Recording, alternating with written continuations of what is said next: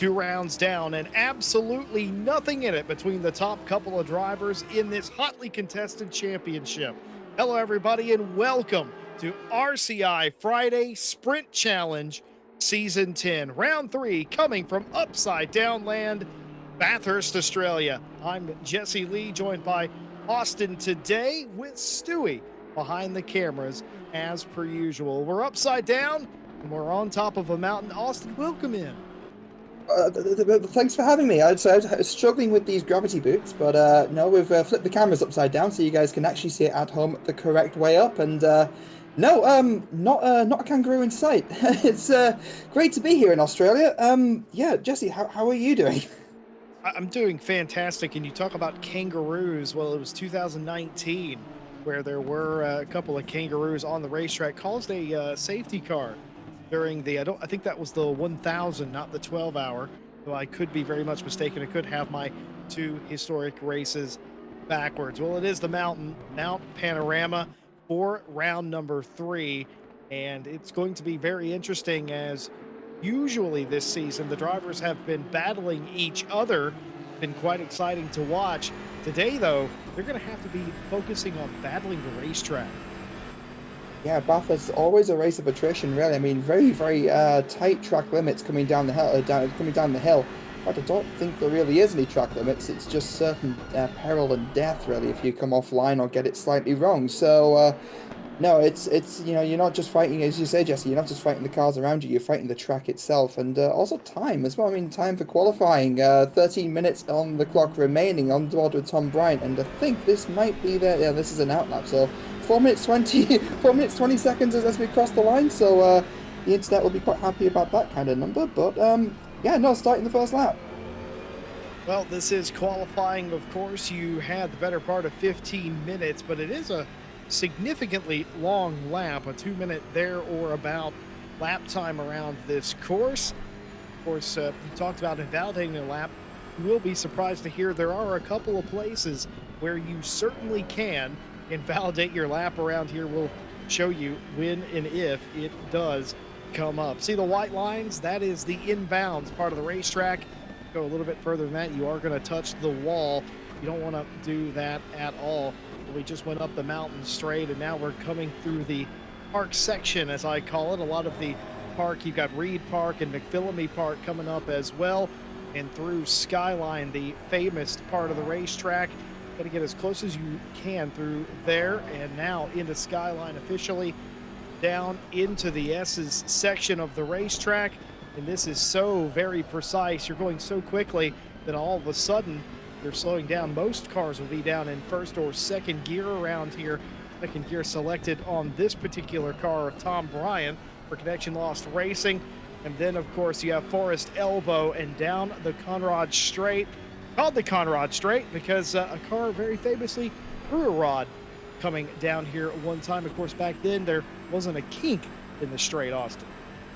No, not at all. And something that kind of amazes me, especially about this lap, Tom choosing the M6. It's not the smallest of cars at all, but no, coming down towards the chase now, going through the chase even, going down towards the last corner. And the last corner, I believe, is Murray's, if I'm not mistaken, right, Jesse? It is Murray's corner, the final left-hander. It's a 90-degree left, and then onto the abbreviated pit straight. Tom Bryant first out of the garage, first to set a time. It was a 2:02.490, beaten by Wouter Billen immediately, a 2:01.865. Wasn't kidding when I said there will be going around here in just about 2 minutes. Brecha comes across the line in the number 25 Mercedes. It's a 01.055. We're flirting with a 2-minute dead here early on in this session. Thomas Ehrentraut comes in P2 with Wouter Billen now back to third. But just as I say that, another one of the Connection Lost cars, Martin Lawrence, your winner from round number 1, slots into P2.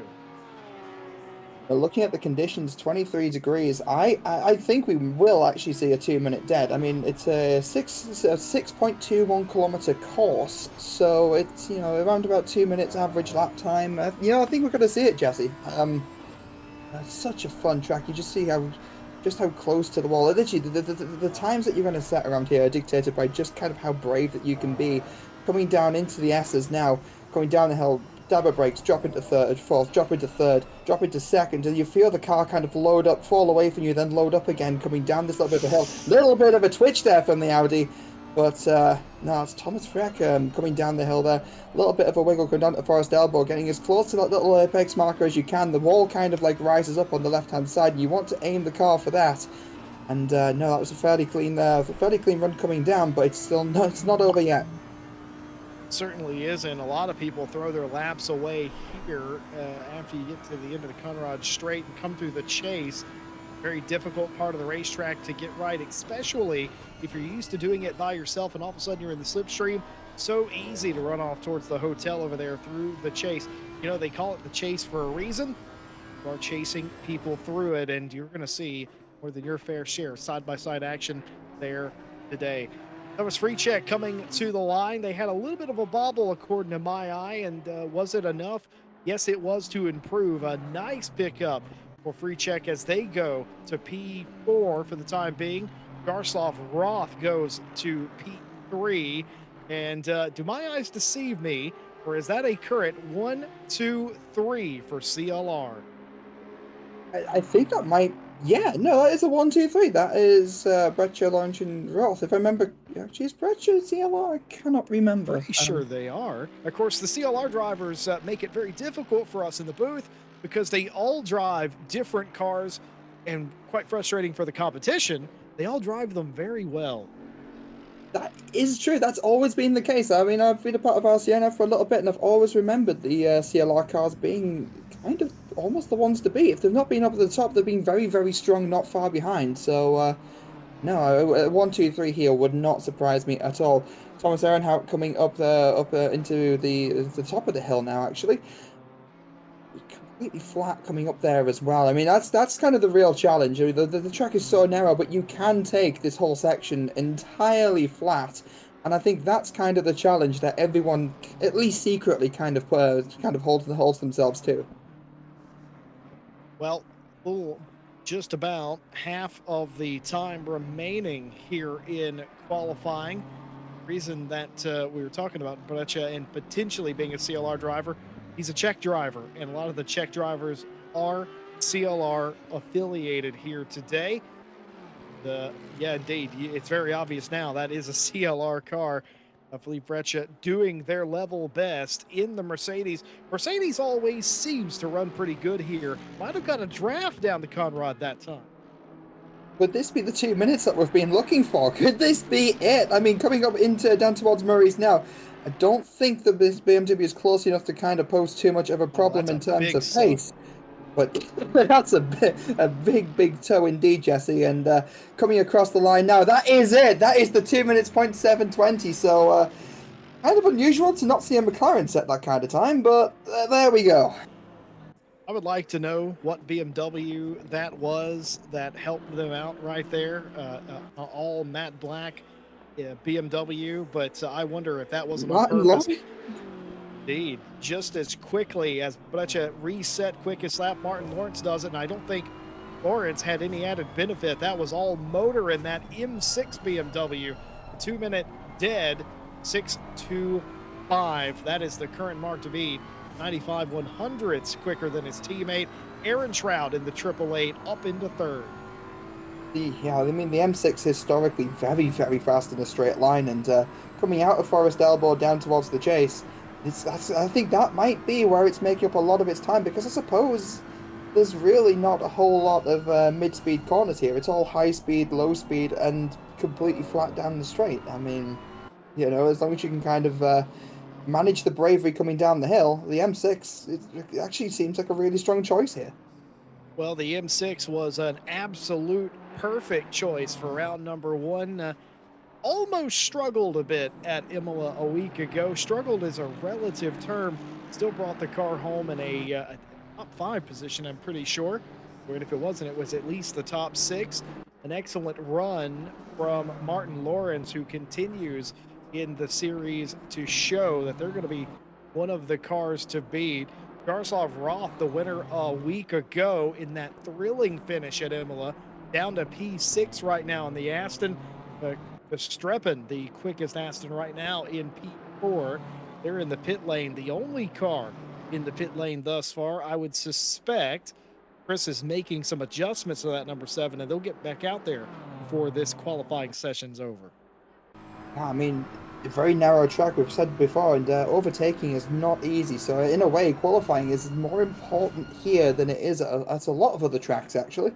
And again, having the tow as well is also a huge deal. I mean, looking at the track map as well, you've got the trade of cars behind the 134 we're currently spectating, the triple eight. I believe was at the 23 and the 27. You know, they're all in proximity really to kind of help each other along. Santo crosses the line and does improve on their time, or at least sets equal to their best and goes to P15. That's still not exactly where we're used to seeing Danny Santo in the 134. A little bit further down than we would normally expect it to be. Of course, we do have the GTRs in the field who have shown pretty decent pace all season long. The schedule almost, I wouldn't say favors, but it accommodates the GTR better than most other schedules would do.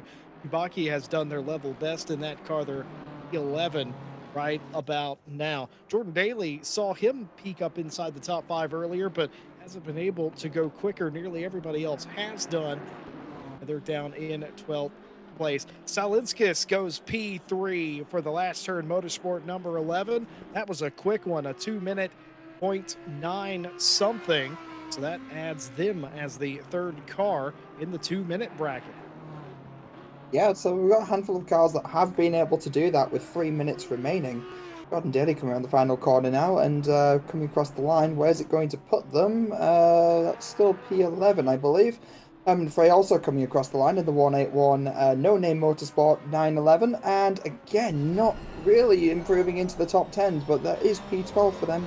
So that has knocked Kubaki down a little bit. Everybody now needs to be on their best lap. You can't avoid, or you can't afford any mistakes. You certainly have to avoid contact with the wall. Salinskis has brought the number 11 down pit lane. They will likely, in all likelihood, not get another lap.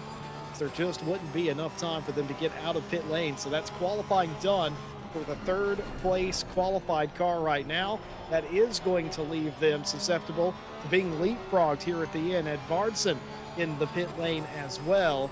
I mentioned a moment ago about the track getting quicker, or the drivers getting quicker. In fact, it was the track that was getting quicker as well. We started with a fast racetrack with so many cars going around it. The grips went to optimum. Everybody able to carry just a little bit more speed now.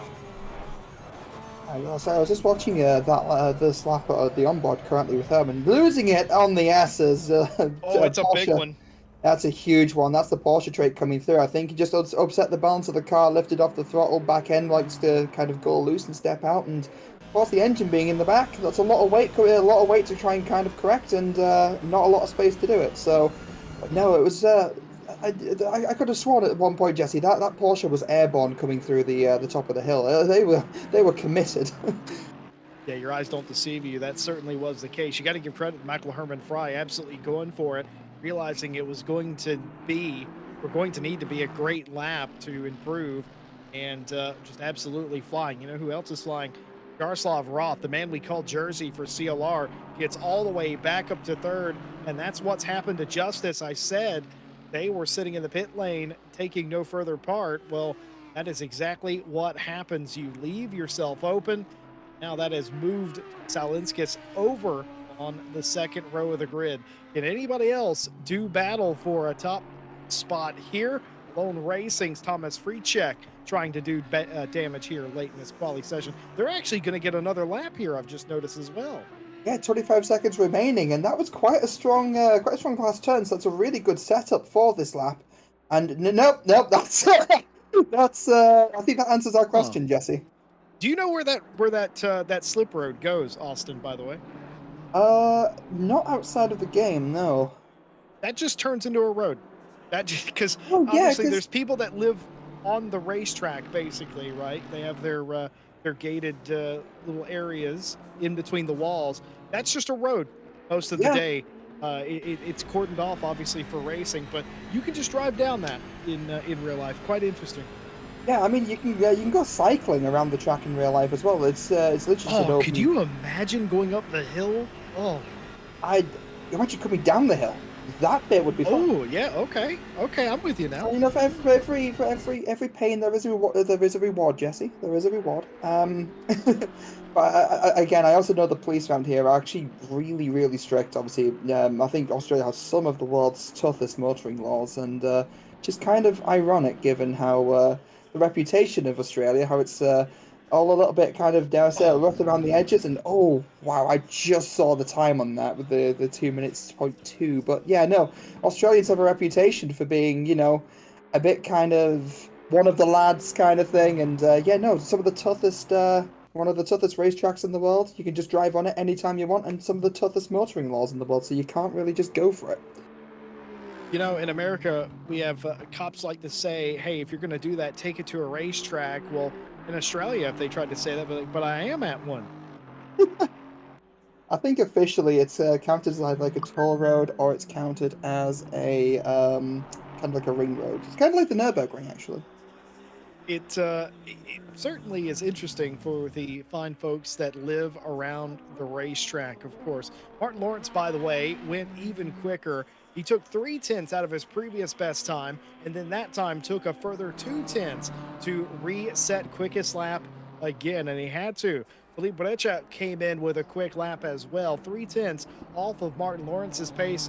Christoph Verstappen comes into P3, and here comes Aaron Trout, who will cross the line and stay P number 4. Qualifying over. Here are the results. Martin Lawrence, no shock here in the M6, the quickest in sectors 1 and 3. That's the Mountain and the Conrad Straight. And Fleet Breccia, quickest in the middle sector in that Mercedes AMG. Verstappen, Aaron Trout will be on the next row, and then Ross Alinskis, Freecheck, Ornst, Edvardsen, and Wouter Billen start your top 10. Well, that was an exciting qualifying run. Now it's time to show you how we've gotten to this point in the championship. Of course, this is the Pro Grid, all pro cars here today, and this is how it shaped out. Martin Lawrence has won one, Jaroslav Roth has won one. Roth, though, has done a little bit more damage in the bonus points category thus far, and that's why he leads the championship. He's got a nice points total, 69 over 65 for his teammate Martin Lawrence. Behind them, Christoph Verstappen with 58 points. On a different day and a different season, Austin, all three of those drivers are teammates. Dan Edvardsen with 53 points, and Thomas Ehrentraut rounds out your top five with 48. Thomas Freecheck in sixth place, 44 points. Felipe Breccia on 40. Grant Willamont tied, three-way tie with Kubaki and Michael Herman Fry, all for eighth place honors.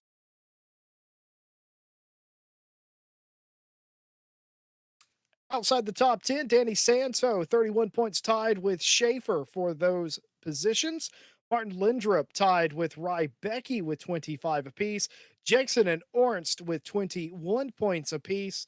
Salinskis, 17 points. Wouter Billen, 15. It's Groundhog Day in 19th place with a tie with 14 points between Ted Edwards and Crozat. Outside the top 20, Kwiatkowski has 13, Jordan Daly on 12, Merrick on 9 points, Jansen on 6, Pagazzi with 5. Tom Bryant doesn't have any points for the championship, but is in the race today. And everyone with a dash instead of a number has retired from the championship. Austin, two races in, it's still very tight. It's anyone's game. You come to Mount Panorama, it's likely going to be the difference maker in this championship. If not today, it will be apparent at some point down the line. Somebody may have won the championship today, but I can guarantee you this: somebody in this field is going to lose their opportunity to win this championship right here tonight. Yeah, it's going to be a hectic race. We said before, it's rare to see a race at Bathurst and to not have some kind of upset. You know, it's such a difficult track. It's such a tight track. You know, you're not just relying on your own judgment. You're relying on the cars behind you as well to kind of hit their markers, do what they need to do, and it's what makes Bathurst so thrilling, I think, as a spectator. The Beach Dean, that's a British GT livery, I believe, there from Verstappen on the right-hand side of the screen. There was we've got Stewie going down the centre of the cars on the starting grid. I always love these shots. Also, the CLR livery, really loving it this season. Yeah, CLR have 5 cars in the field. At least they did, or they should have done 1 week ago. They might have 5 in the field today, and they have shown they have represented, they have won both the races thus far. 2 different drivers, both of them fighting for this championship. One of them could take control here today. We'll see if that is indeed the case, but you have to survive the mountain. And just on top of all of that, it's going to be at least a dark start to the race. It might be a dark all of the race. In fact, I was unaware that it was going to be a night race. It's so unusual. That just adds to it. That changes your sight lines. That changes your turning points. It changes your references. It makes it a lot harder. It does. And it also brings up a point as well of track temperatures. Is it going to be as warm as we saw in quali? Because a colder track could, in theory, wind up a lot quicker than times we've seen. So, if you're up front, are you pushing for those quick times to just try to outrun the guys behind you? Or, are you just kind of taking a more tactical approach and just try to sort of keep it clean in the corners and just try and go defensive? I mean, it's a somewhat easy track to go defensive on, given how little space there is to get by. But I mean, again, it's still difficult. You can't discount that.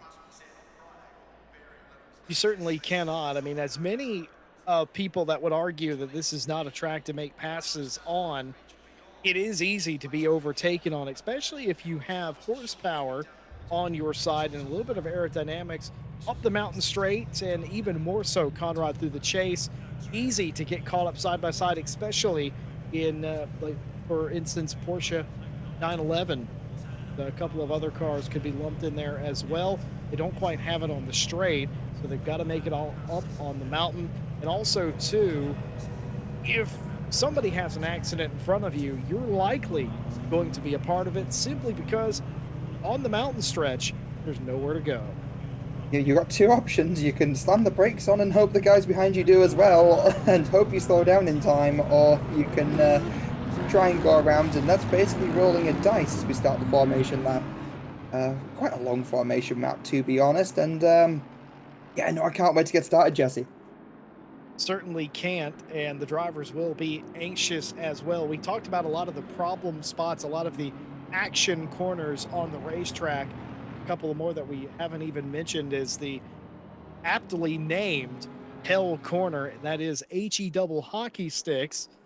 It's the 90 left-hander at the end of the pitch straight, and well, it's called that for a reason. Let's be completely honest.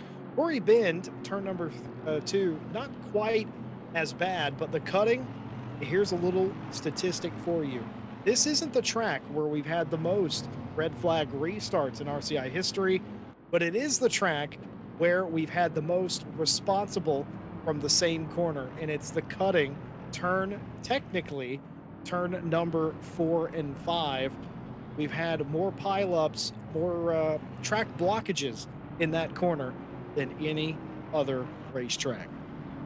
And that makes perfect sense. I mean, it's a lot quicker than it looks because it is a cambered corner. You can just settle the car into the rod's camber and just kind of power your way through it in second gear.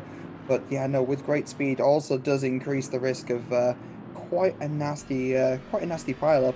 The Error 4 from the back of the wing there. I actually love the font that's done in. That's quite an 80s throwback, to be honest. It kind of reminds me of one of those 80s blue screen moments.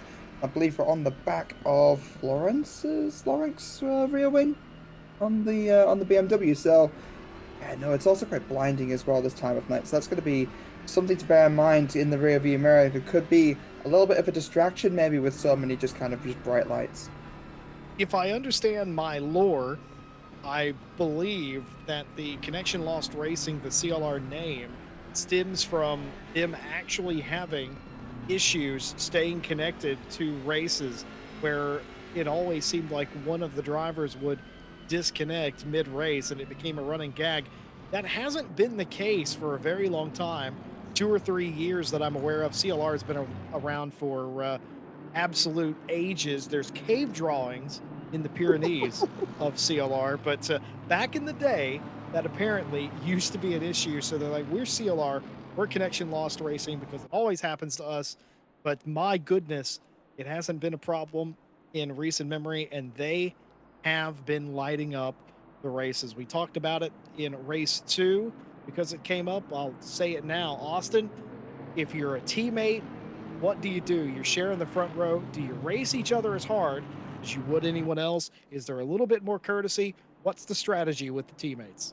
Maybe a touch more courtesy. Don't go for any kind of like really out there moves. But I think as soon as the rhythm starts to pick up and people start to settle down, keep your teammate in your sights and just go for it. I mean, end of the day, you're racing in the championship too. It's your trophy, it's your glory as much as anybody else's. We did see at Imola teammates get incredibly close to one another, nearly making contact on several occasions. There might have been a bump at some point, though incredibly minor as well. Beyond that, all's well that ends well. Austin, final thoughts before we kick this one off. I mean, I'm just expecting these BMWs to kind of run away with it, but maybe I'll be proven wrong. Verstappen's in there in the mix too. That's one to keep an eye on. Incredibly quick driver, looking to disrupt the CLR cars up front. So we'll have to see as soon as the lights go green. Well said indeed. One pit stop to give for everyone involved. A mandatory 1 liter of fuel, no tires required, as 20 plus cars thunder onto the pit straight here at Bathurst at just about 5:09 a.m. in sim time. We're going to go racing in the dark for round 3 of the Friday GT Challenge, and it's going to be a clean run down into turn number 1 for Martin Lawrence, but he's been a little bit wide here. His teammate coming up the outside of the mountain straight. Look at this. They're on a procession lap, 2 by 2 by 2 as far as the eye can see. Someone's going to have to give. And that'll be just exactly what happens up front. And that's the CLR cars. I think that was Breccia getting in ahead there. Verstappen makes a slight mistake there as well. Had pulled up into P2 very briefly, but now dropped down to P4. Made a mistake going down into P2. Got a little bit tangled, and now we're a little bit too far to really see what's going on. But what's going to come out of T3? A couple of cars going incredibly wide in Quarry. Don't know if that was contact or maybe they just missed their entry point, but they were able to rejoin the queue. And I do say queue with enthusiasm because that's basically what this is at this point. But that was incredibly impressive. Most of the races here get single file almost immediately on the mountain straight. We saw absolutely none of that this time as we look down through Skyline and the S's, just making sure all the cars get through. And I'm going to stop short of saying they have done, but they've made that look absolutely routine. Yeah, I mean, the first lap on a track like Bathurst, no incidents, pretty much. So I say that. I say that in a little bit of a door touch, a little bit of a kiss, but nothing race ending. Which again, it's Bathurst. That's actually about as clean as you could hope for. Interestingly enough, that wasn't even the car that I was talking about. I saw 2 cars go incredibly wide into the barrier there. Oh, and it's come undone coming through the chase. 1 car spun off. Verstappen involved. It's the number 11 car of Justice Salinskis has been spun off the racetrack.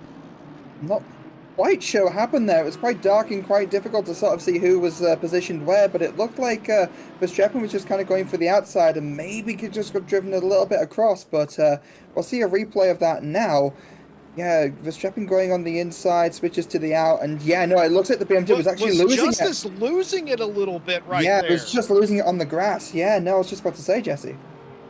That was very well spotted, Austin. I completely didn't see that the first time through, and yeah, that's exactly what's happened there. Of course, the stewards, we haven't mentioned our lovely stewards. Of course, our 5 stewards in on every Friday race. They'll take a good look at that and do say they're going to come to the same conclusion that Austin has done as well.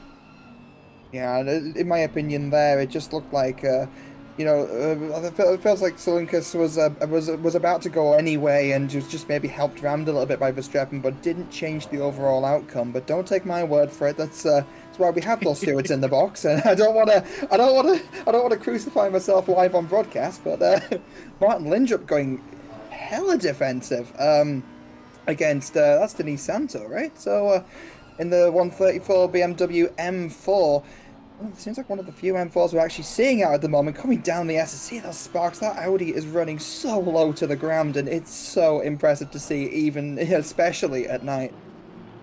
Talk about going defensive, maybe trying to look to the inside of the car in front of him a little bit as well, but it does the same job being in front of somebody and taking the inside line and looking to take it from somebody else. It does keep you from being past yourself.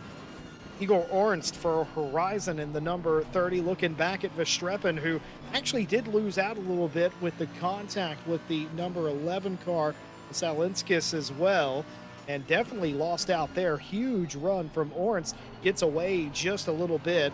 Verstappen has Wouter Billen and Dan Edvardsen behind them. Nearly everybody all racing in a line together still, looking to make that move. Jordan Daly here with a huge leap in contact into the chase. Oh, that was a bit of a missile move, but made it work. A little bit of a door rub, but you know, some people would say that's racing. So you know, it'd be again down to the stairs. A little bit of a bump there for Tom Bryant as well against Kubaki in the GTR, the lone GTR on the field. It looks like. Yeah, a little bit of just trying to pick your braking spot with a lot of cars in front. Never an easy task.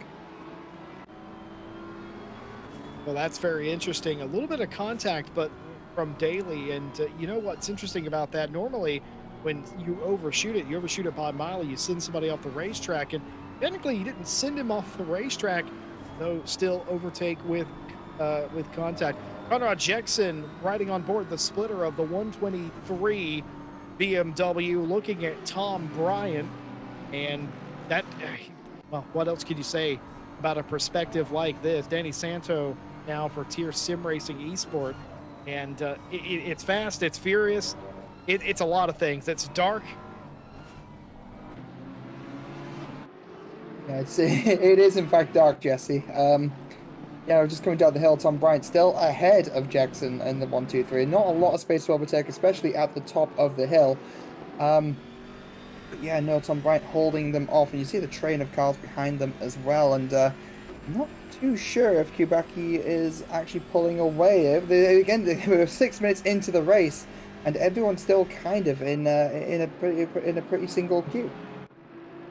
Well, out in front, Martin Lawrence did end up winning the battle with his teammate Philippe, and they are sort of streaking away. Martin Lawrence enjoys a nice lead as Wouter Billen trying to go the long way around the outside to keep Dan Edvardsen from passing him. Actually, no, that's a Mercedes of Ornst, in fact. And now here comes Edvardsen trying to make it 3 wide, thinking about going down into hell corner. It's going to be wide for wide for Billen, and here comes the Edvardsen BMW, and look behind them. That's Jordan Daly in the Audi now. Yeah, that was almost 3 wide down into hell corner, and you know, that's fairly monumental. That's also Daly trying to make a move down into T3 as well. And again, just not quite got the legs to do it. But again, you've also got Daly. Daly is pushing Edvardsen pretty well. The 1-2-3 also going slow on the pit lane as well. I did see a yellow flag out there. So it looks like the 1-2-3 of Jackson has also made a mistake. Well, that's the problem. You make a little bit of a mistake and you go all the way to the back, and Conrad Jackson has come to a stop in turn number 2, and they have returned that car to the pit lane. Don't know what happened to Jackson, but we will try to bring you an update whenever we can. As I was saying before that all kicked off, huge wiggle, by the way, by Danny Santos's BMW, but Martin Lawrence enjoys a 2.5-second lead over Philippe Breccia, Aaron Trout in P3. This is what happened to Conrad Jackson.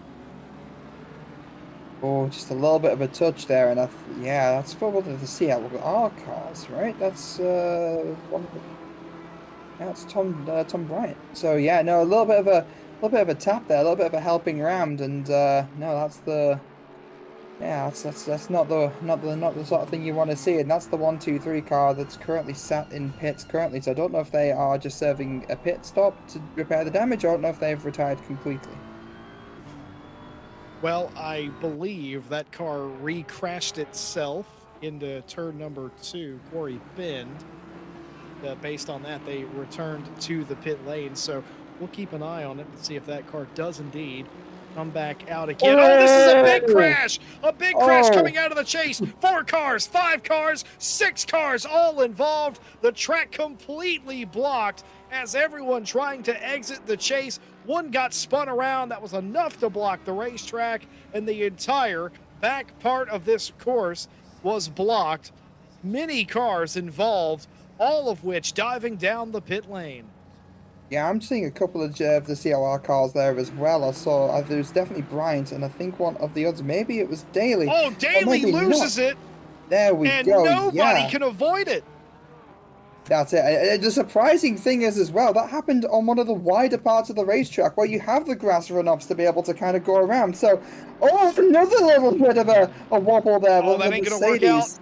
Oh, That's, how did Wouter-Billen save oh, that?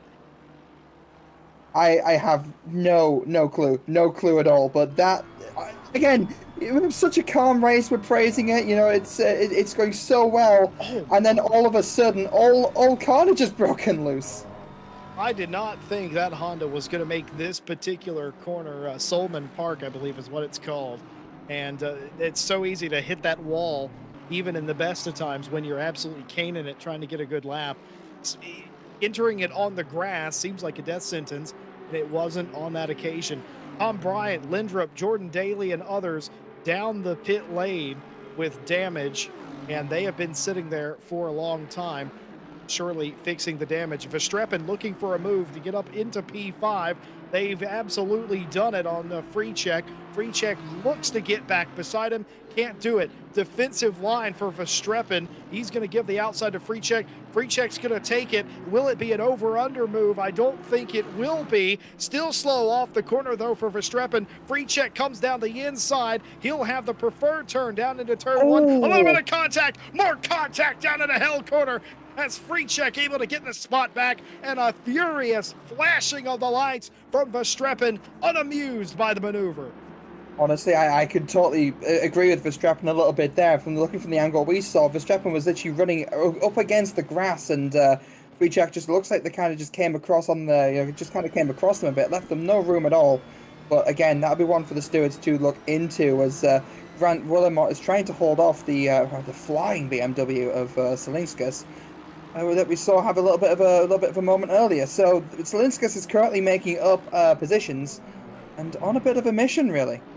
Salinskas actually had their issues, but I'm going to say they've somehow won out here a little bit, to be fair, because several of the cars that they were going to have to pass, on merit, got involved in a crash.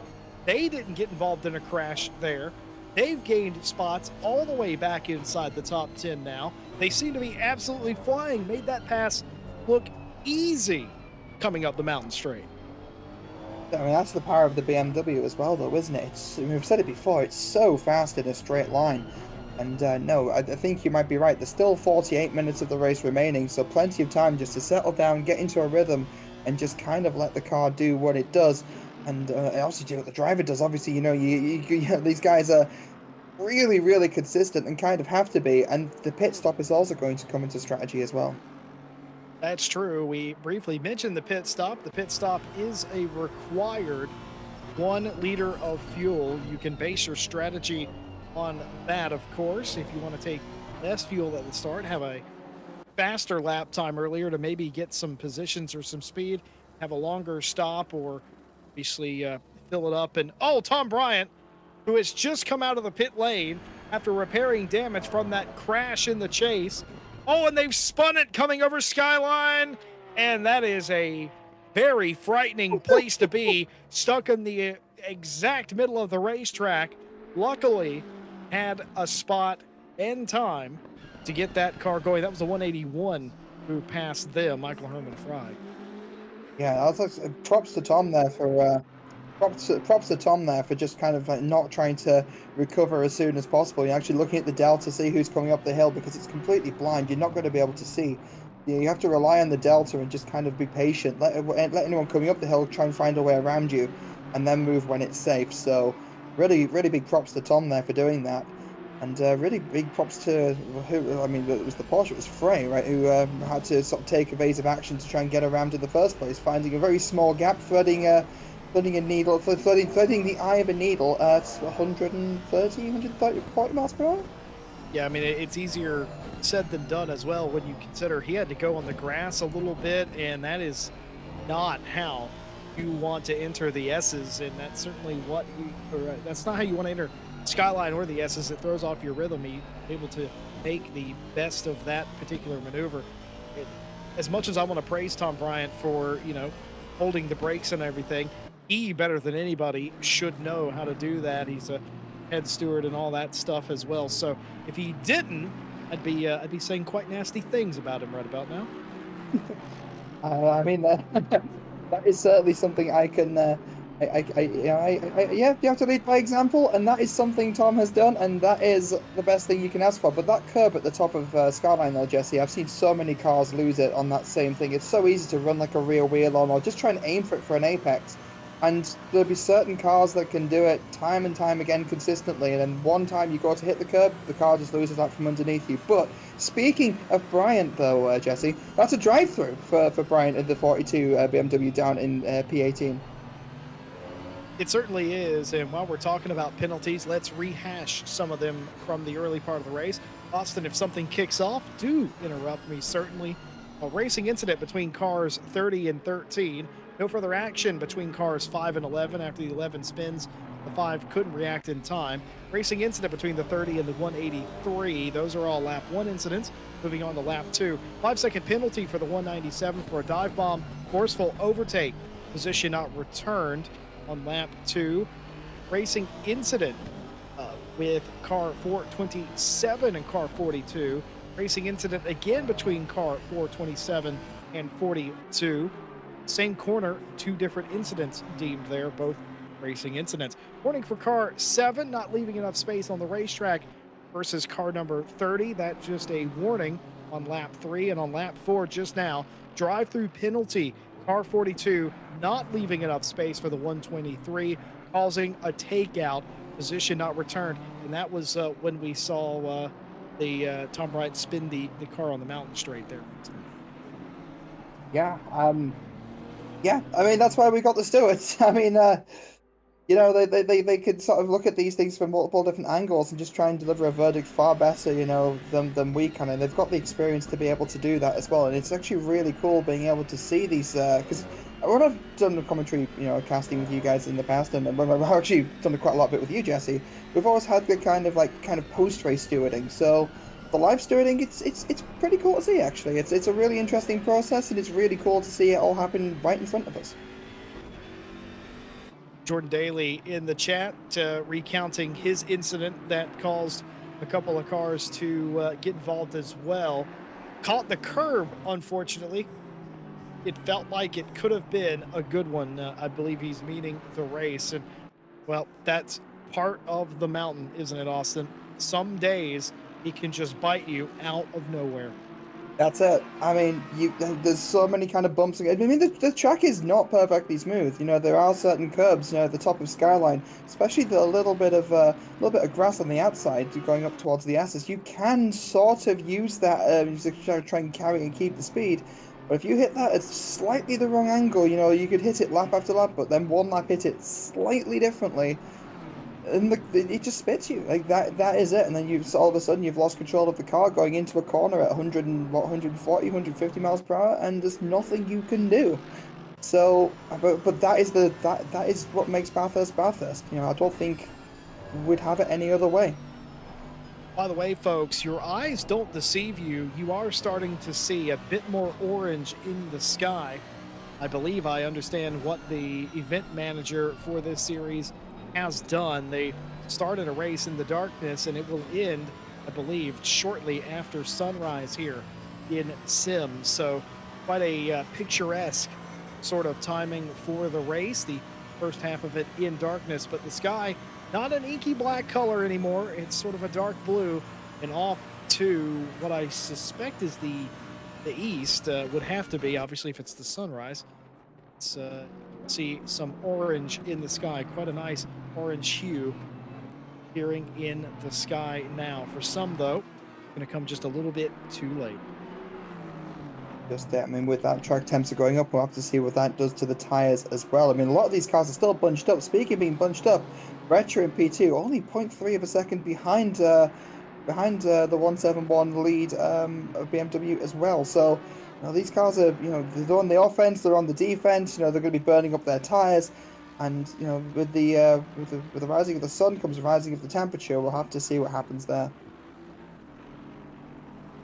Well, that is a good point. Setup for the early morning hours is going to be different than a setup for the temperatures start to build, the pressures start to get higher. Will there be a little bit of discrepancy with the tire temps and pressures? Something also interesting has happened. We've sort of been following this without saying anything, but now is the time. Martin Lawrence had a 2.5-second lead. It set at 2.1 seconds for the past 10 minutes, and now it's down to just about this. Well, Philippe Bretsch's car, the second place car, splitter of that AMG, looking at Martin Lawrence, that is not 2 seconds. You will probably have already guessed yourself. We saw the leader of the race getting held up on the mountain section by a car that had early dramas in this race. That's just part of it, isn't it? You really can't get out of the way on the mountain straight. No, you really can't. You really can't. But what I'm thinking as well, Jesse, I was thinking back to the point you make about that not being a 2-second gap anymore. I'm wondering if team orders are coming in a little bit here. I'm wondering if Lawrence is starting to lose a little bit of pace in that BMW, and just kind of eased off just a little bit, trying to save the tyres for later on in the race. And Bretcher kind of pulling into P2, and then that's still a 4-second gap to Ehrentraut in P3. I'm wondering if they're going to be using Bretcher to just try and hold off the 888 BMW for as long as possible to try and give Lawrence the chance, a better chance at the win. Well, here's the thing. I can't imagine CLR having really, serious team orders. And I think if Philippe has an opportunity, they might actually take it. But also, too, Lawrence hasn't driven away. To your point, Austin, they haven't driven away after they were caught. The lap car certainly helped that a bit, but you would expect if Martin had the speed, they would continue to pull away, or they'd pull back out a gap. That has not happened. Unless it's a case of just dropping Breccia back into slipstream distance and then just using the toe to basically pull the team away as a whole. But I mean, that gap is now a 4-second gap. That's gone up 3/10 since the last time we looked at the deltas on the left-hand side of the screen there. So it makes sense to pull both CLR cars out of attack range of that 888 BMW. Team orders, maybe. Good racing, absolutely. Could this be settled in the pit lane between two cars so incredibly close together? I think it might. And I would argue probably if Breccia did get out in front after the pit stop, Austin, there probably wouldn't be team orders the other way to give Martin the lead. No, I could imagine not, but that's just what makes this spicy for everyone watching, and I think that is what we're all hoping for.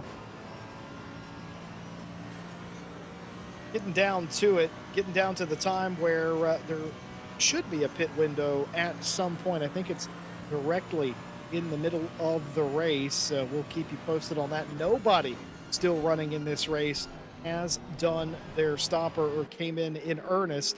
That didn't that wasn't forced down pit road by either a penalty, of course, or certainly damage being the biggest factor. Stewards got in contact with us a few minutes ago, said that they were sorting out the pileup coming out of the chase, and based on the fact that we have nothing new, it means that they are likely looking at that with incredible scrutiny, because some cars, to my eye, Austin, didn't seem to slow up for waved yellows at all. No, and sometimes that is a thing that happens, and that's why, it takes a while to kind of look back and look at the inputs of everyone and see what everyone, kind of how everyone reacted to the incident in front of them. Because no, it's unfortunate, it happened, but maybe there's a chance that it didn't have to happen as bad as it did. Verstappen, I mean, again, on a huge recovery drive, lost out a little bit at the race start, lost out a little bit more after, I believe it was it with Salunskas, I want to say, coming through the chase, a little, with a little bit of contact. And I think Verstappen did ease off a bit there, lost 1 or 2 places extra. But, coming back in from just inside the top 10 up to P5 already, 36 minutes of the race left to go, and everyone on the left-hand side of the screen still has a pit stop to make. Chasing down Roth in the 288. It's Aston Martin on Aston Martin coming down into the S's. It's not really an overtaking opportunity. And looking in the distance, there's Aaron Trout. They're just there as well. So Verstappen might have a good chance here to make up some of that space that was lost at the start of this race. Well, just confirming, it is a 10-minute pit window, meaning that every driver will have to be in the middle 10 minutes of the race. That's from 35 minutes to 25 minutes left to go in the session. Pit stops are going to come in fast and furious, but even still, if it is just 10 minutes, that still gives you some time to strategize. Do you come in as soon as possible, or do you leave it for the last possible second? Or do you come in the middle at the 30-minute mark? Some strategy left to play out here.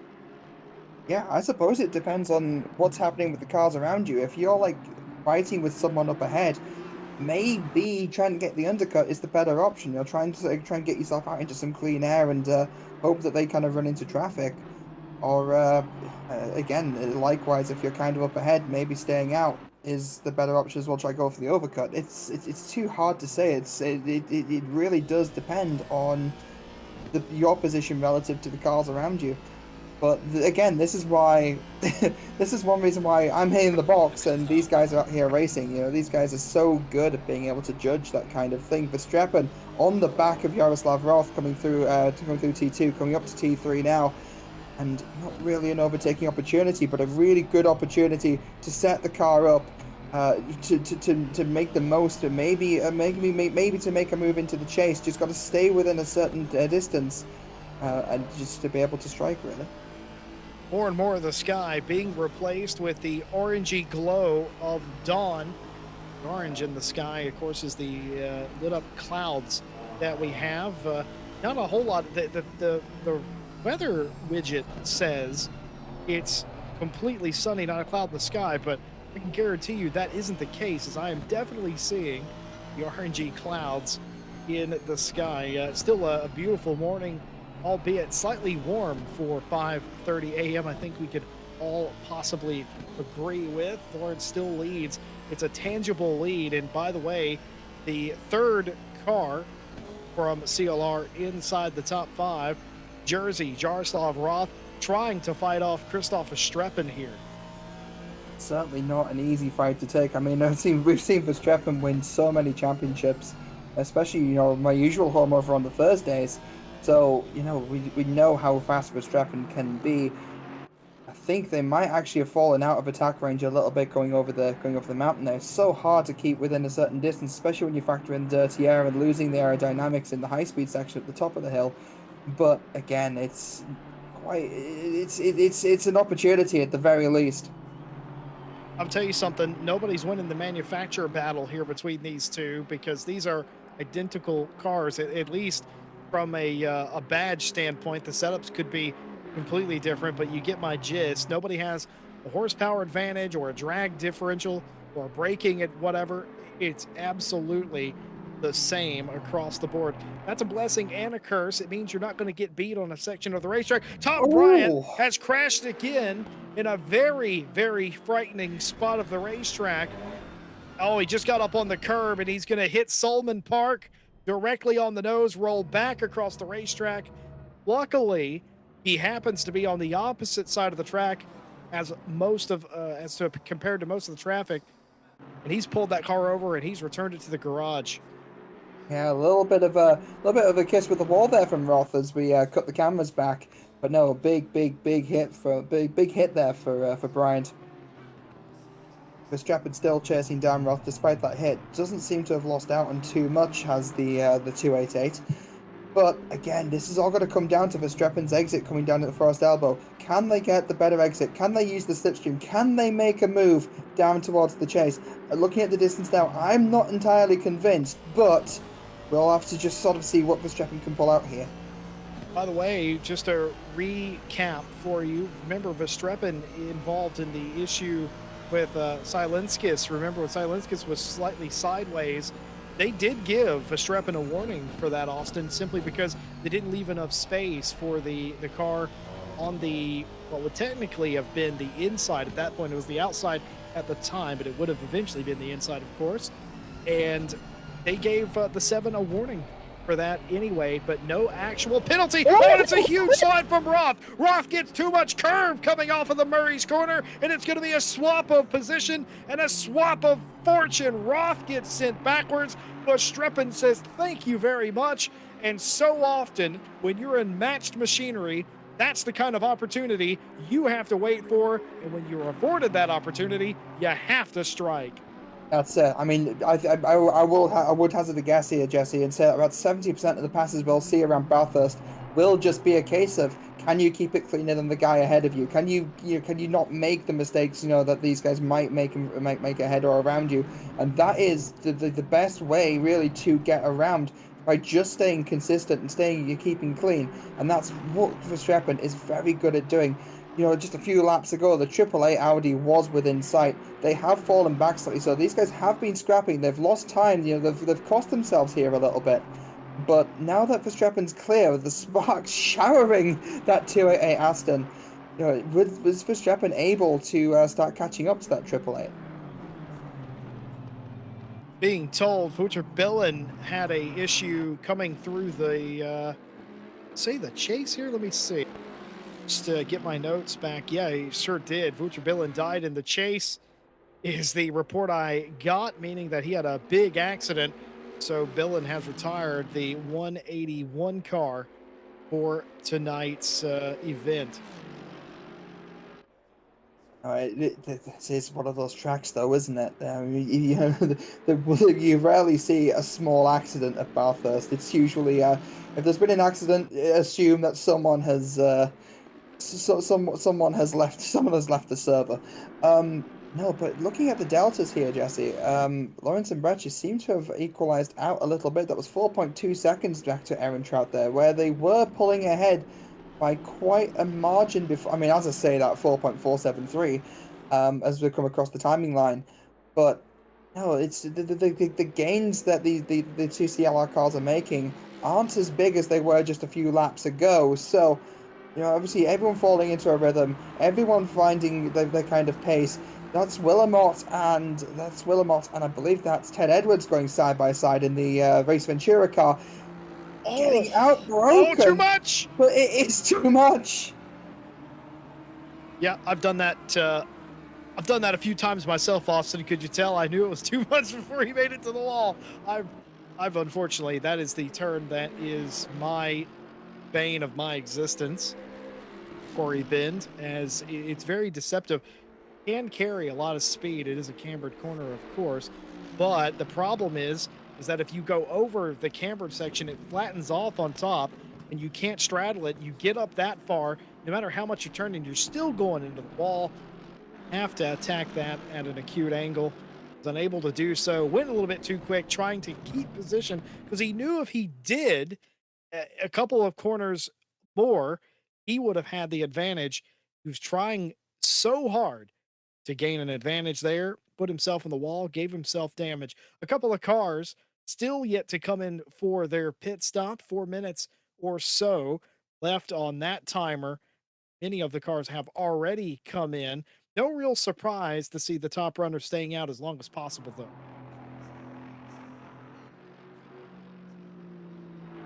Now, it's looking at the replay of the two 112 coming over the mountain just a few laps ago, just losing it onto the S's, hits the brakes, a little bit of a wiggle, car unsettles, and then just a complete passenger in that incident, pulling off onto the apron there.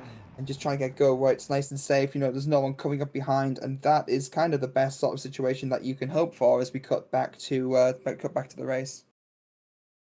George Kiyakowski going for a ride there, like so many others have done tonight, and indeed in the history of Bathurst. It's a long ride. It's a short distance to the wall, and it always ends the same way with bearing damage in the pit lane.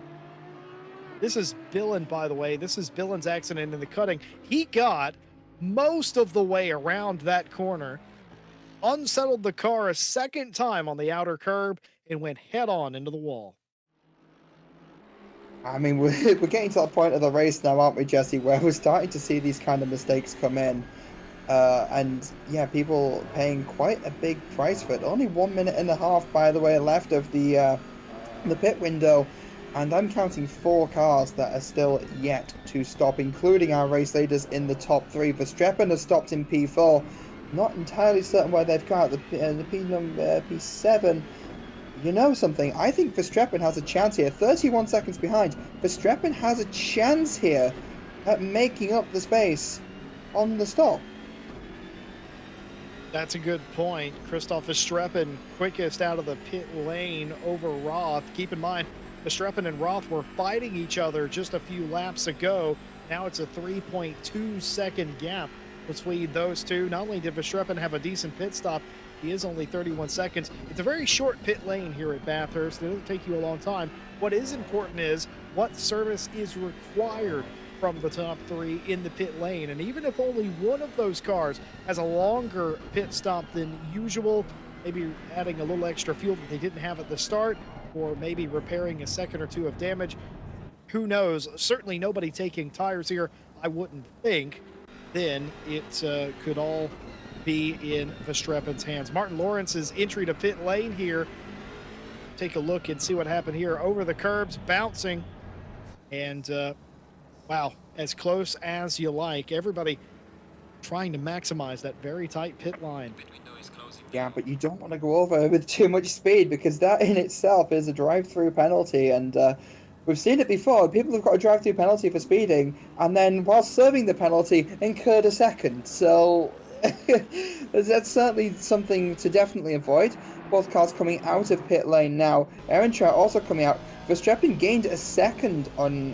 wait, no, that can't be right, can it? No, it hasn't updated yet. We'll see how it all shakes out here as everybody out of the pit lane now. Everybody able to get in time.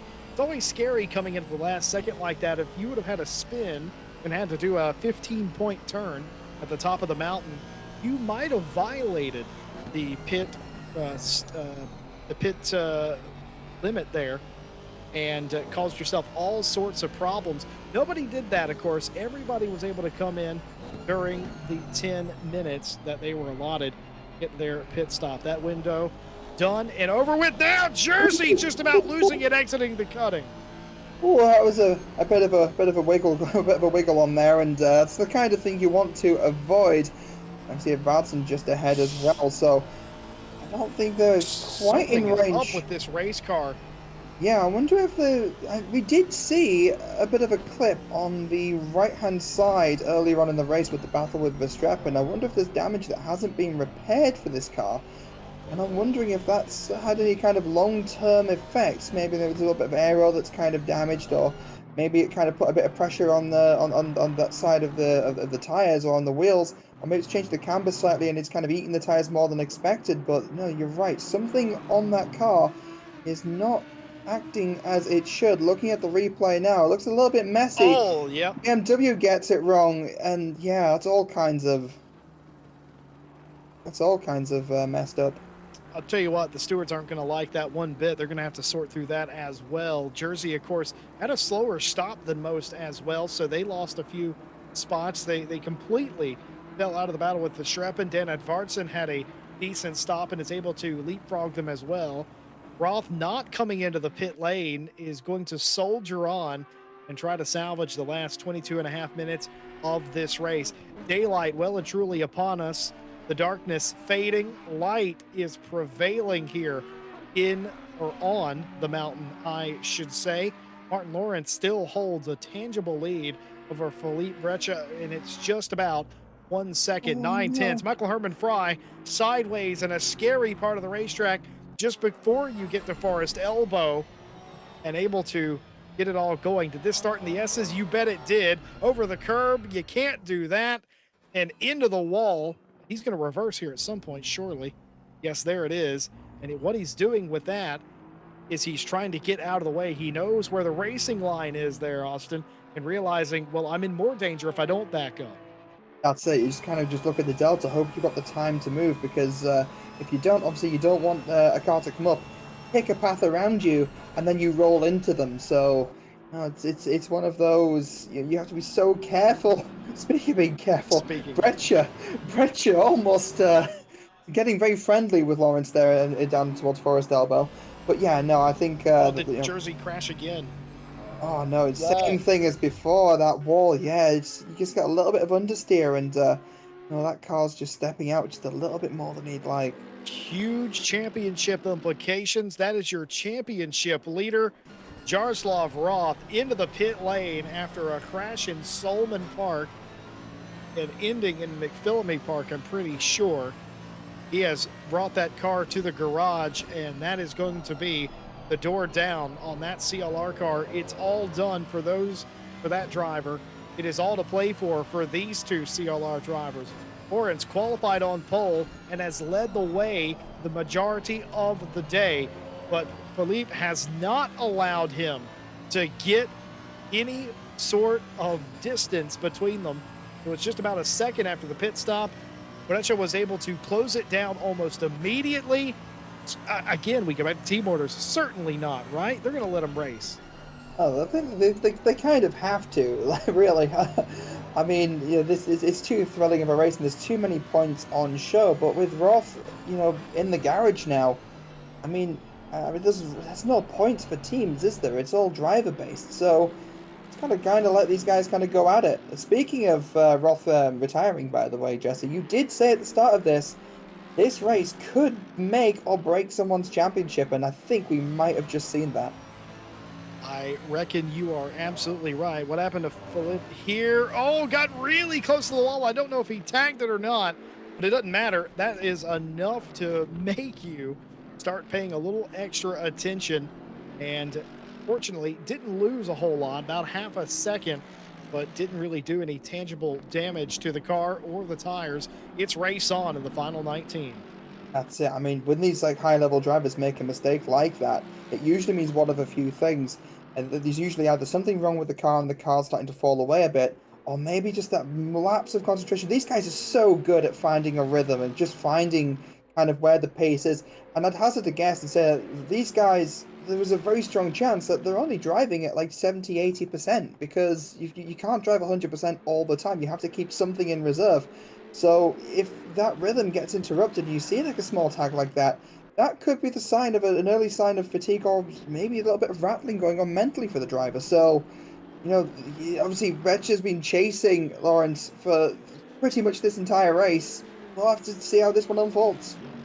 Well, I have been trying to get our partners mentioned in here for the entirety of this race. It's just been so action-packed. I haven't had an opportunity to do so, but we got to thank them. We got to thank our lovely partners, and AK Esports, a big reason why we're able to bring this race and every race to you. They're a leader in esports management and in esports competitions around the world.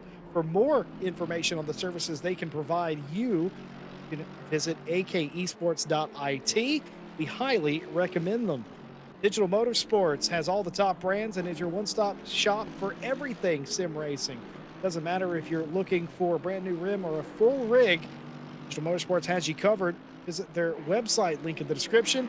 You can even create from scratch your very own sim rig. Go and try it out. They have a sim rig builder over there. It is amazing. And Driver 61 is helping sim racers fulfill their potential on the racetrack. Doesn't matter if you want one-on-one coaching or a full-on driving course, they have you covered over at Driver 61.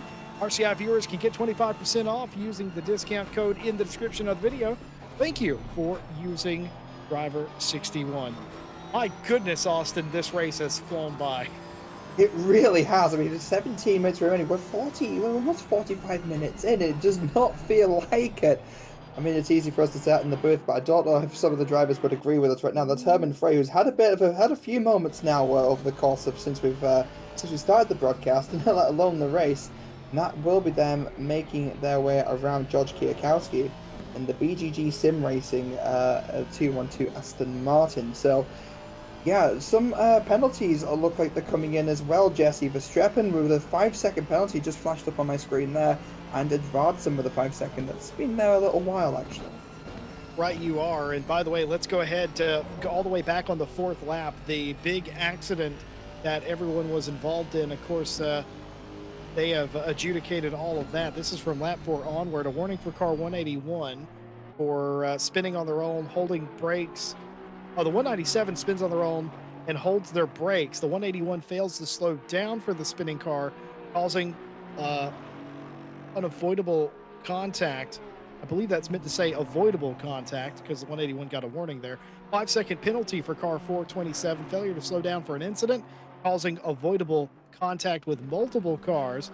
Warning for car 42. Failure to slow down for the incident, coasting, not using brakes, causing avoidable contact. Warning for car 7, this on lap 6, not leaving space on the track, increased to 5 seconds for a second warning. Warning for car 316, failure to slow down for an incident, causing avoidable contact. That's back to the pileup that we saw. And racing incident for cars 9, 316, 42, and 427.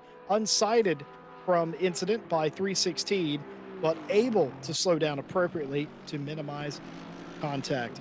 15-second penalty for car 134, failure to slow down for an incident in an appropriate manner, leading to heavy avoidable contact with multiple cars. And on lap 17, most recently, 5-second penalty for car 180, overshooting the corner while overtaking and blocks the 288. That is all of your penalties so far. Yeah, it's quite a lot. I actually, do you know, I'm really mixed. I can't tell if it's a lot of penalties because it's more than we'd see normally, or if it's actually fairly clean because, you know, it's Bathurst and, you know, contact sometimes is kind of inevitable. There's not a whole lot of space to kind of leave people. I'm very concerned as to whether or not this is good for a race or just good for Bathurst. It's chaos. I will say it is kind of good for Bathurst. I will say, because I've been on the other end of the box over in the stewards box a lot recently. We have handed out more penalties today than any race in the past month. Okay, that's that answers the question to some degree. The volume of incident reports is about the same. The penalty distribution is a little higher than usual. Probably, I would argue it's probably the highest it's been in the past month or so. Yeah, that would make sense. I mean, the track being what it is, there we go. We did say this track was a bit of a mistress, and there you go. That's Martin Lawrence getting slightly sideways there, going down into T4, I believe that is, because you have T2, which is kind of the the on-cambered kind of hairpin, then you've got the little kink, and then you've got T4, which is going up towards the cutting. So. Yeah, a little bit sideways there, but overall keeping that gap. 1.3 second lead over their teammate, and in turn, what's a 6-second lead, over a 6-second lead to Aaron Trout as well. So Verstappen not too far behind Aaron Trout there either, despite the penalty, which has been served. Did they serve it? I mean, it would be served in pit lane, right? And surely that would have dropped them further down the order. Maybe I'm just losing my mind, Jesse. Well, the eagle-eyed and eagle-eared among you may have recalled a little while ago, Austin mentioned that the 7 car had a time penalty. That was an error on the steward's part. They had several time penalties to give out. The 7 was given one erroneously, and they have now rescinded the penalty on the 7, and you probably already worked that out for yourselves at home. Simply because when we did penalty reports a moment ago, 7 wasn't on that list. I just thought in your senility you'd just forgotten a bit, Jesse. I'm sorry. Oh my goodness! I just like kind of just, you know, give you not embarrass you by pointing it out. I just got a little bit confused myself there, but no. I'm sorry, Jesse. I just don't know what to think now. You're calling me an old person now. I'm not senile. I'm just blinder than most. It takes a lot of guts to admit that, Jesse, and no, we love you regardless. Oh, God, Lawrence gets so close to that wall there up at T4. It's a little bit scary to watch. But no, the reason I was so confused, Jesse, is that again I've kind of sung Verstappen's praises, throughout this race. They started, I believe it was P3. Oh, That was contact. that was more than pushing it. That was lucky. I was just going to say, you're talking about Martin Lawrence getting as close to the walls as possible, but that's how you're really setting quick laps around here. You have to maximize entry and exit. Unfortunately, when you're pushing and when you're doing that and trying to build a lead like Martin Lawrence is, it's 2.2 seconds to gap. It's as big as it's been in the past 40 minutes. When you're pushing that hard, you have to get as close to the paint on the wall as possible. And you saw what happened right there when you just overstep. If the tires don't grip up the way you expect, carrying just a tiny bit of extra speed, you're going to get into the wall. Martin Lawrence, though, just minor contact, shouldn't affect the car that much, if at all. That's it, but being able to feel out these tiny little margins and just be able to feel out the car in that sort of way is what makes these guys so fast, as you were saying there, Jesse. But no, I firmly believe if at the end of a stint you pull the car into the box and you don't have like 0.06 something seconds worth of damage to the car, you're not getting close enough to the walls. Well, we didn't even say hello to our YouTube and Twitch audience. We hope that you've enjoyed the show thus far and stick with us for the final 10 minutes of the race. Of course, we have racing on the channel this weekend as well. Round 2 of the 6-hour esports challenge this Sunday. The esport pro teams are with us. Can Williams do it again and win race number 2 in the same fashion that they won race number 1? We'll have to see. We'll be live on the RCI Twitch and YouTube channels for all 6 hours of that race this Sunday. Not going to want to miss it. Get subscribed, follow the channel on the respective platforms. And by the way, over on YouTube, we're less than 10 subscribers away from 4,300 subs. It is incredible. We ended last year trying to get to 4,200, which we did do, got to 4,200. And in the first quarter of 2023, we've almost gained an additional 100. Thank you so very much.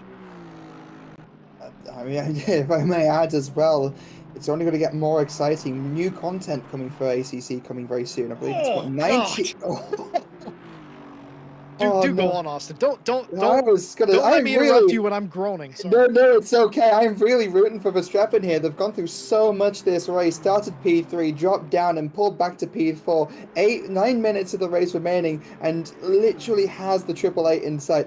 No, I am. Is that the Triple Eight? Yeah, that is the Triple Eight going through the chase. No, I am rooting for Verstappen here because I've seen what they can do. I know how good they are, and they've gone through so much this race. I don't like having a favourite sat here in the box. It's just like I kind of like spectating for a neutral point of view. But Verstappen has driven the wheels off of this Aston Martin, and as I was saying, 19th of April, obviously new cars coming to ACC as well. It got announced that the new Ferrari is coming to the game. So there's so much more this game has to give. There's a lot of sims out there. ACC obviously has its own flaws. It's been in the kind of like the sim racing circles news for a little bit now, especially recently. But no, there's still so much more exciting content to come, and that's something I think I speak for all of us. I'll say we can't wait to kind of bring that to bring that to everyone.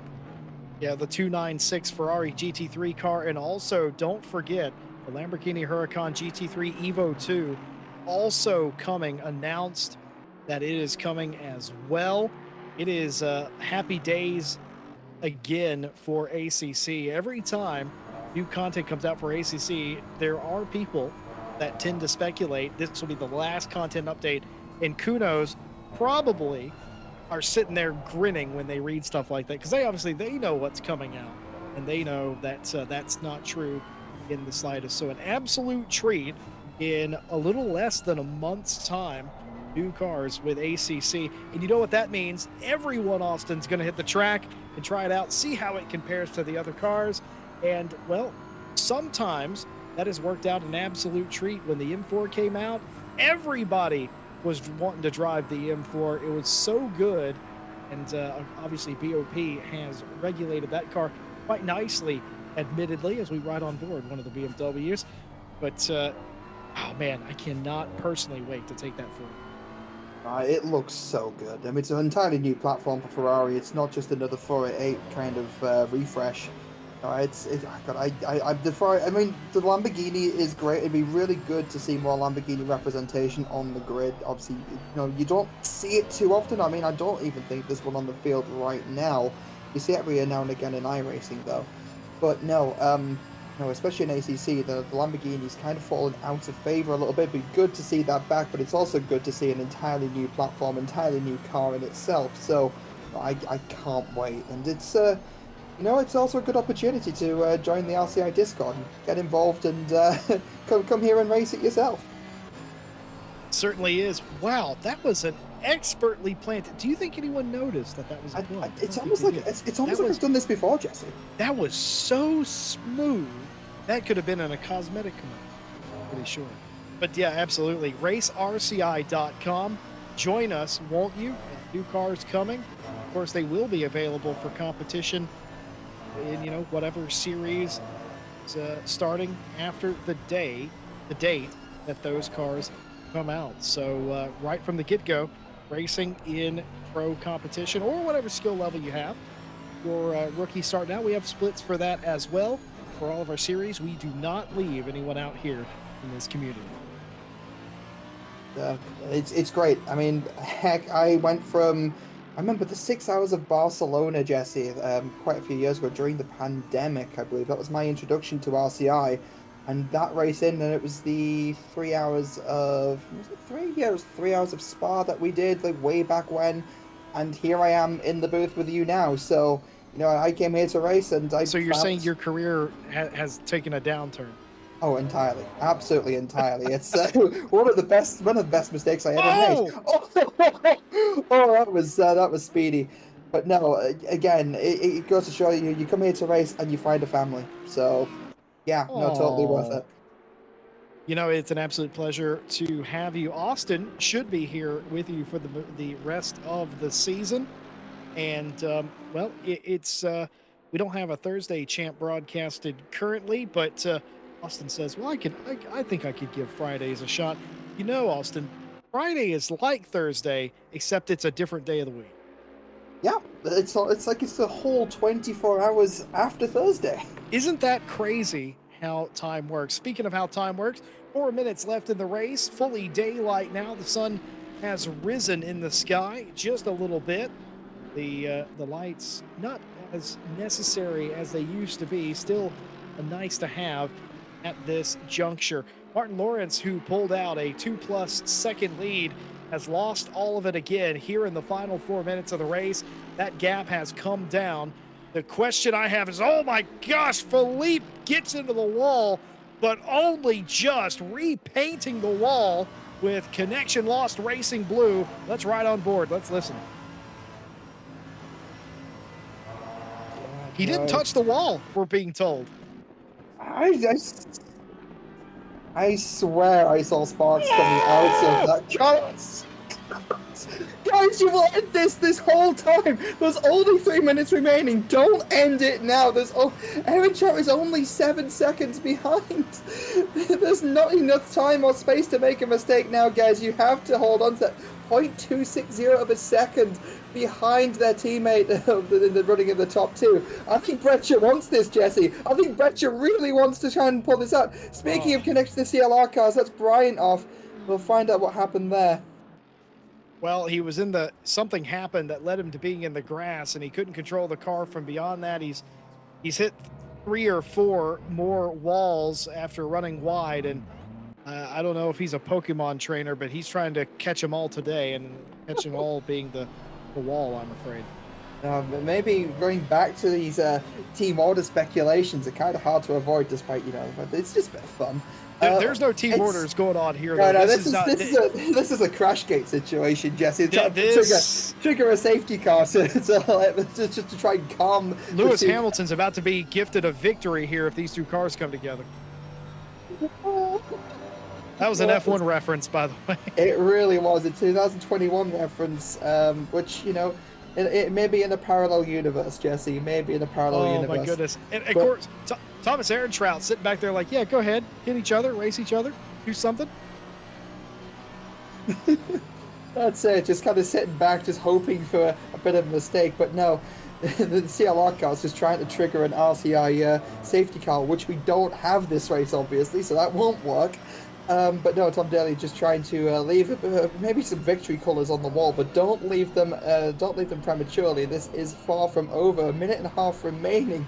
So scary coming down the S's. You have to get the car so close to fall into the camber to actually get around the corners with any kind of speed. You really feel it through the wheel. It's such a driver's track, this track. You really feel the car move around from underneath you. And that is part of the challenge, but these guys are not pulling away from each other at all. And I actually think, wasn't that gap 6 seconds, Terry? No, it was 8 seconds. So they are losing time to the 888, sorry. Yeah, of course it was 4 seconds before the pit stop, and they were able to pull out just a little bit more. But these two cars, teammates, these two guys know each other very well. Both drivers that have competed at a very high level for quite some time. They're friends off of the racetrack. They are not friends right now. They are racing each other as hard as they possibly can. There's no multi-21. There's no team orders. There's no, hey man, let's just get to the flag. They're racing each other. White flag is out, and that is an American white flag, I'll have you know. That indicates 1 lap of racing left to go. Martin Lawrence leads Breccia for the win of this race. Martin Lawrence looking like the driver who's going to take command and control of this championship. What can Philippe do? What can Philip make happen here on this last lap? It all starts right here with the mountain stretch. Let's look at this analytically here, Jesse. Realistically, with this gap between them, the only real opportunities to make a move here, that where there is actually space to do it, is going to be either the chase or into Murray's. There's only really 2 opportunities left. Well, the best thing Breccia can do right now, they have the pace, they have the fastest lap, is just try and maintain the gap to their teammates and try to get the better exit out of Forest Elbow and try to make the move. Breccia's going for it. There was a little bit of contact with the wall there, coming down into the S's. Can they outbrake? This is where the Mercedes is slightly stronger than the BMW, but it means fighting the BMW on its home ground. They're going down the straight. They need the slipstream. They need the opportunity. They need the space. Here it comes down for the final couple of corners. The M6 is going to have the legs on the straight. You've got to get as close as you can right now.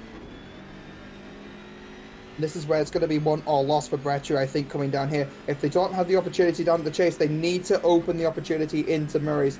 And looking at the gap now, I don't think they've done enough through the mountain. I don't think they've been able to keep that space. And if anything, Lawrence is actually pulling away. It's going to come down to who has the better grip, who has the better exit out the chase. There's the gap. The nose of that Mercedes right up the rear splitter. Is it going to be enough in the braking zone? I don't know. I have to see. Lawrence dives to the inside. Breccia goes to the outside. And was it going to be an exit? A move on the exit? Are we going to go side by side? I don't think so. Bit. Oh, no way. Did Lawrence back off? Did Lawrence? No, they got to the line. Martin Lawrence hit the brake after the line. Martin Lawrence wins it, but they were just about side by side. Philip Breccia, second place. Ehrentrout comes through to complete the podium. But Streppen and Edvardsen's going to come through, but will lose that position to Freechek, who will take home 5th by virtue of the Edvardsen 5-second penalty. Ornst, Stylinskis, Rybecki, Magazi, Fry, Kwiatkowski, Edwards, Lindrup, Jackson come all across the line, or they will do in short time. Tom Bryant, who had a bear of a day, just sitting in the pit lane, not be credited with the finish today. 15 cars in tonight's Mount Panorama Battle Royale. I mean, we certainly delivered on the promise of action there, Jesse. And I mean, looking at things, Verstappen only 1.1 seconds off of Trout in the end, so they made up great time initially, lost a bit, and then started to gain time in the final lap. I think it was a 2 second gap going into the final lap. Miyagazi, sorry, crossing the line now in that Red Devil Racing Team blue and pink Mercedes. So yeah, no, it's just the kind of calm after the storm, I think. Well, that was absolutely action packed. It was the closest finish in some time here on the Friday Challenge Series, just over 1/10 between the top two drivers. And I feel like Breccia was absolutely trying to do something, will something to happen. And they got side by side. But unfortunately, the momentum was with Martin Lawrence. And Lawrence will take the championship lead back today after round three. Kwiatkowski comes across the line, and that is it today. Breccia does have the quickest lap of the race, and that is bonus points for them as well. That further bolsters their championship standing, certainly looking to make a move.